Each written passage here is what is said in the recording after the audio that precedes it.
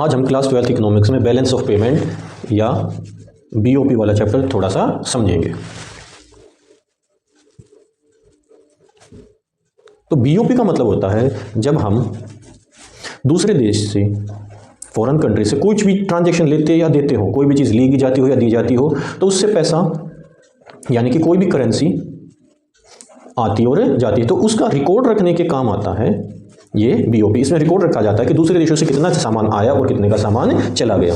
इसमें with currency record किया जाता है कि अलग अलग देशों की अलग अलग करेंसी होती है, तो कितनी करेंसी किस देश की आ गई, कौन सी करेंसी चलेगी, डॉलर आ गया चला गया, कौन सी करेंसी कितनी बची हुई है, ये सब कुछ इस अकाउंट के अंदर रिकॉर्ड किया जाता है। जो भी कुछ हम इंपोर्ट एक्सपोर्ट करते हैं वो सब इसके अंदर रिकॉर्ड करते हैं। बीओपी अकाउंट, तो इसमें जो अकाउंट होता है वो टी शेप का अकाउंट होता है, जिसमें से ये होती है लेफ्ट साइड, ये राइट साइड। लेफ्ट साइड को डेबिट और राइट साइड को क्रेडिट बोला जाता है। तो ध्यान देने वाली बात यह है कि डेबिट साइड में यानी कि इस साइड वे सारी ट्रांजैक्शन दिखाई जाएंगी जिससे हमारे पास से पैसा बाहर जाएगा। जैसे इंपोर्ट करने से, दूसरे देशों में पैसा डोनेट करने से, बाहर पैसा भेजने से, बाहर इन्वेस्ट करने से, यहाँ से पैसा जाता है, यहाँ से पैसा बाहर जाएगा, हमारे पास से पैसा कम होगा। और राइट साइड में, क्रेडिट साइड में वे सारे आइटम आते हैं जिनसे हमारे पास पैसा आता है। तो बीओपी के अंदर जो अकाउंट बनेंगे तो उन अकाउंट के अंदर दो साइड होती हैं, एक डेबिट और एक क्रेडिट। डेबिट साइड से पैसा जाएगा, क्रेडिट साइड में वे सारे आइटम जिनसे पैसा आएगा। बीओपी के अंदर हम तीन टाइप के अकाउंट बनाते हैं, एक कैपिटल अकाउंट, दूसरा करंट अकाउंट और तीसरा वो इन दोनों का ही होता है तो उसको फॉरेक्स अकाउंट या ऑफिशियल रिजर्व्स अकाउंट भी बोला जाता है। चलिए इन अकाउंट को डिटेल में समझते हैं। सबसे पहले आता है कैपिटल अकाउंट। कैपिटल अकाउंट में दो तरीके की चीजें रिकॉर्ड की जाती हैं, एक तो इन्वेस्टमेंट। इन्वेस्टमेंट के अंदर दो चीजें आती हैं, एक को बोलते हैं हम एफडीआई, फॉरेन डायरेक्ट इन्वेस्टमेंट, और एक को एफआईआई या एक को एफपीआई। एफडीआई का मतलब होता है जब हम किसी दूसरी कंट्री में इन्वेस्ट या कोई दूसरी कंट्री का हमारी कंट्री में इन्वेस्ट डायरेक्टली करता हो।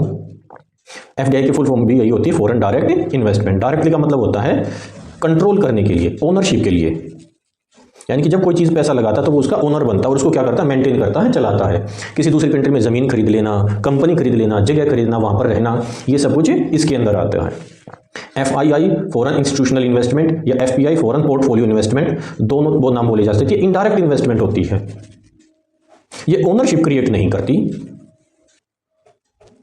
ये सिर्फ इनकम जनरेट करने के लिए की जाती है ओनली। इसके अंदर हम शेयर मार्केट में पैसा लगाया जाता है या किसी और मार्केट में या किसी दूसरे मीडिएटर के थ्रू पैसा लगाया जाता है। इसमें सिर्फ हम पैसा कमाते हैं, उसके ओनरशिप से हमें कोई मतलब नहीं होता। इसको हम दूसरे देश में बैठे बैठे क्या कर सकते हैं, कंट्रोल कर सकते हैं, लेकिन उसके लिए यहाँ पर एफडीआई में आते हैं, इसको इन्वेस्ट करते हैं, यूज़ करते हैं, मेंटेन करते हैं। तो एक तो ये दोनों चीज़ें आती हैं कैपिटल अकाउंट में। इन दोनों चीज़ों से पैसा आएगा तो क्रेडिट साइड में, इनसे पैसा जाएगा तो वो डेबिट साइड में। दूसरा इसके अंदर आता है बोरोइंग्स। बोरोइंग्स मतलब उधार।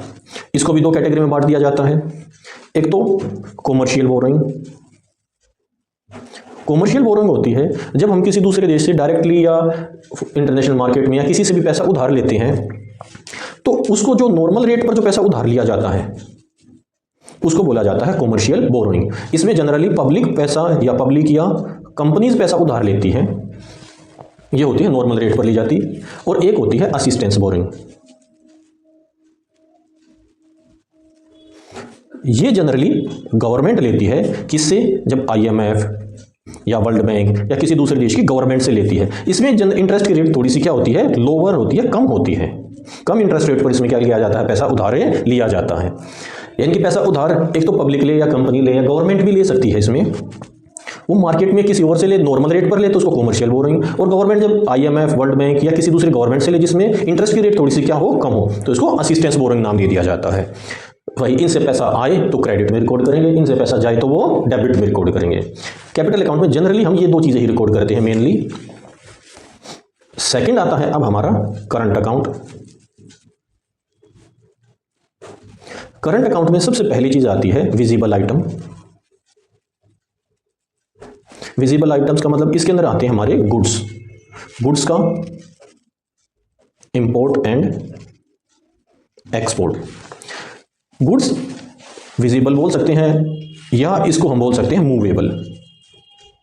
जो गुड्स हम एक जगह से दूसरी जगह ला और ले जा सकते हैं, कि अगर हम किसी दूसरी कंट्री में जाकर वहाँ पर सामान खरीद कर उसको अपने साथ ले आते हैं तो वो करंट अकाउंट में शो होता है। लेकिन अगर उस चीज़ को हम वहाँ पर खरीद कर वहाँ का वहीं यूज़ करते हैं तो वो फिर हमारी FDI बोली जाती है, जिसको हम इन्वेस्टमेंट की कैटेगरी में कैपिटल के अंदर क्या करते हैं, शो करते हैं। इसके अंदर हो गए हमारे इमूवेबल, जैसे लैंड खरीद लेना, कंपनी खरीद लेना, और अगर उस चीज़ को वहाँ से खरीद के हम कहाँ पर ले आए, अपनी कंट्री में ले आते हैं, मूवेबल है, तो फिर वो आ जाती है करंट अकाउंट में, विजिबल आइटम्स में। इसमें कैपिटल अकाउंट में इमूवेबल और यहाँ पर मूवेबल आइटम हो गए। उनका इंपोर्ट और एक्सपोर्ट, इंपोर्ट करने से क्या होगा, पैसा बाहर जाएगा तो उस चीज़ को डेबिट साइड में, एक्सपोर्ट करने से पैसा आएगा तो उसको क्रेडिट साइड में शो किया जाएगा। इन दोनों का भी जो भी डिफरेंस होता है इंपोर्ट और एक्सपोर्ट का, उसको बोला जाता है BOT, बैलेंस ऑफ ट्रेड। दूसरा आइटम आता है इसके अंदर सर्विसेज। सर्विसेज वे होते हैं जिनको हम इनविजिबल होती है, ये दिखाई नहीं देती, इनविजिबल आइटम भी बोला जाता है। सर्विसेज दो टाइप की होती हैं, एक फैक्टर सर्विसेज और दूसरी non factor services. Factor service तो फैक्टर सर्विसेज में आती हैं जो पर्सनल बेसिस पर सर्विस प्रोवाइड करते हैं उनकी इनकम, जैसे हमें रेंट की इनकम मिल जाए, इंटरेस्ट की, या पर्सनली हम कोई सर्विस किसी दूसरी कंट्री में प्रोवाइड करते हैं तो उसके बदले में हमें सैलरी या कमीशन वगैरह मिल जाए, ये आते हैं फैक्टर सर्विसेज में। नॉन फैक्टर सर्विसेज में जनरली आती है कॉमर्शियल सर्विसेज जो प्रोवाइड की जाती हैं, जैसे हम बैंकिंग सर्विस प्रोवाइड कर दें, इंश्योरेंस की सर्विस प्रोवाइड कर दें, या ट्रांसपोर्टेशन की सर्विस प्रोवाइड कर दें। ये सर्विसेज किसके अंदर आती है, नॉन फैक्टर सर्विसेज में काउंट होती हैं। और थर्ड चीज आती है यूनिलेटरल ट्रांसफर्स। यूनिलेटरल ट्रांसफर्स वे होते हैं जो वन साइडेड होते हैं, जिनसे पैसा या तो आता है या सिर्फ पैसा जाता है। जैसे हमारा कोई रिलेटिव या फैमिलियर पर्सन बाहर रहता हो, वो हमें पैसा ट्रांसफर कर दे,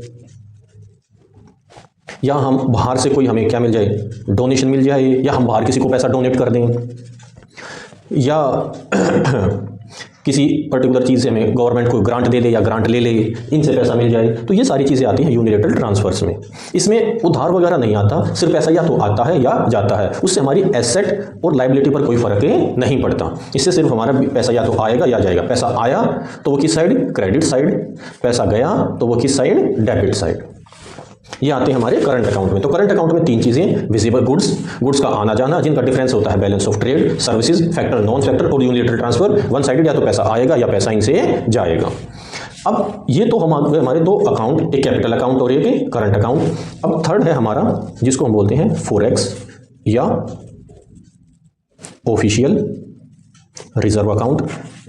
इसमें आता है इन दोनों अकाउंट्स या जितनी भी अभी ट्रांजैक्शन हुई थी, इन ट्रांजैक्शन से जो भी करेंसी आई गई है, कौन सी करेंसी कितनी आ गई, कितनी चली गई, उस करेंसी का क्या किया जाता है, रिकॉर्ड मेंटेन किया जाता है कि कौन सी करेंसी कितनी आ गई और कितनी चली गई, कितना उसका बैलेंस बचा हुआ है। ये फॉरेक्स अकाउंट में शो किया जाता है। अच्छा, अब अगली चीज़ है, अब हम दूसरे देशों से जो चीज़ रिकॉर्ड करते हैं तो उसकी एक साइड होगी डेबिट और एक साइड होगी क्रेडिट। तो जनरली हमारी जो डेबिट साइड और क्रेडिट साइड, भाई दूसरे देशों से हम क्या कर सकते हैं, अलग अलग चीज़ें, इंपोर्ट एक्सपोर्ट, कितने का भी सामान आ सकता है, कितने का भी सामान जा सकता है। तो जनरली मान लिया मैंने दूसरे देशों से जो सामान खरीदा या पैसा आया, उससे मेरे पास आया 100 करेंट, कोई भी रुपीज़ या डॉलर, कोई जैसे मान लिया 100 रुपये का हमने सामान बाहर से खरीद लिया, तो हमने दूसरे देशों को रुपये दे दिए 100, और दूसरे देशों को जब हमने एक्सपोर्ट किया तो वहाँ से रुपये आए, मान लिया गया 80 रुपये का। तो ये अकाउंट बैलेंस नहीं है, ये अकाउंट क्या हो गया, अनइवन हो गया, डिसइक्विलिब्रियम हो गया, अनबैलेंस्ड अकाउंट हो गया, दोनों साइड क्या होगी, कम और ज़्यादा। तो हमारी गवर्नमेंट इसको बैलेंस करती है, क्या करती है, इसको बैलेंस करने का काम करती है। तो बैलेंस करने के लिए हमारी गवर्नमेंट 20 रुपये की ओर क्या करती है, या तो फॉरेन करेंसी ले लेती है या उधार ले लेती है। तो मैनेज करने के लिए दोनों अकाउंट को लास्ट में क्या करने की कोशिश करती है, बराबर करने की कोशिश करती है। ये अकाउंट 80 + 20 100 रुपीज़ क्या हो जाता है, इक्वल हो जाता है इसको। तो लास्ट में हमारे अकाउंट ये क्या हो जाते हैं, बिल्कुल बैलेंस्ड हो जाता है, दोनों साइड क्या हो जाती है, इक्वल। तो जो ये ट्रांजैक्शंस थी, जो पब्लिक अपने आप इंपोर्ट एक्सपोर्ट लेना देने का करती है, उनको बोला जाता है ऑटोनोमस आइटम या ट्रांजैक्शंस।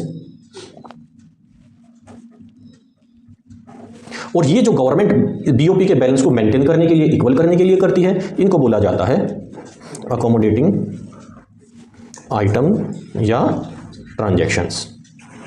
ये मेन आइटम होती है, इसलिए इनको अबोव द लाइन, और ये मेन आइटम नहीं होती, सिर्फ बैलेंस इक्वल करने के लिए होते हैं, इनको बिलो द लाइन आइटम बोला जाता है। इनको अकोमोडेटिंग ट्रांजैक्शन ये हमारी गवर्नमेंट या आरबीआई ही करता है। इनको कोई भी कर सकता है, एनीवन। इसमें हमारी गवर्नमेंट और आरबीआई भी इंक्लूड है। तो इस चैप्टर में बस हमें इतना ही पढ़ना था। ये चैप्टर जनरली 3 से 4 मार्क्स का ही क्या करता है, एग्जाम में आता है। तो इसके लिए 3-4 चीज़ें यही सिर्फ समझने की थी। और कोई अगर आपको कोई कन्फ्यूजन हो, डाउट हो, तो आप हमें कमेंट करिए, मैं उसका जवाब दूंगा। धन्यवाद।